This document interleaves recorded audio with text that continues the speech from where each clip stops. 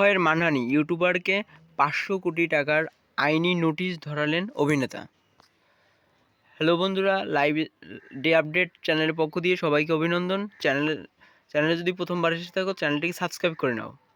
বিহারের এক ইউটিউবারকে মানহানির নোটিশ দিয়েছেন অভিনেতা অক্ষয় কুমার।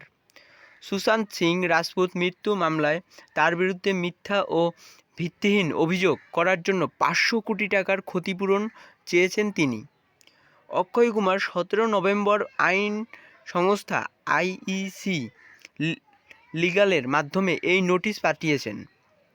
অভিনেতার অভিযোগ, রশিদ সিদ্দিকী তার ইউটিউব চ্যানেল এফএফ নিউজে তার বিরুদ্ধে বেশ কয়েকটি মানহানির, অবজ্ঞাপূর্ণ ও অবমাননাকর ভিডিও আপলোড করেছেন।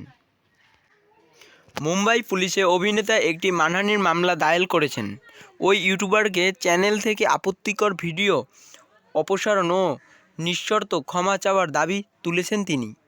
অক্ষয়ের আইনজীবী জানিয়েছেন, রশিদ সিদ্দিকী নিন্দনীয়, মানহানিকর এবং অবমাননাকর ভিডিও কারণে অক্ষয় কুমার মানসিক আঘাত পেয়েছে।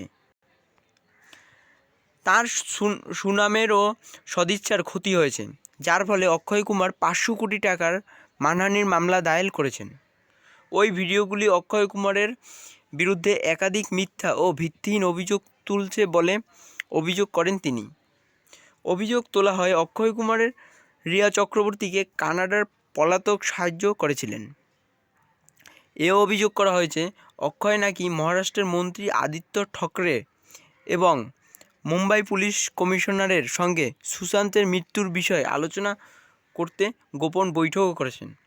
তো বন্ধুরা, ভিডিওটি যদি ভালো লাগে একটি লাইক করে দাও, আর চ্যানেলে প্রথমবার এসে থাকলে চ্যানেলটিকে সাবস্ক্রাইব করে রাখো। Thank you.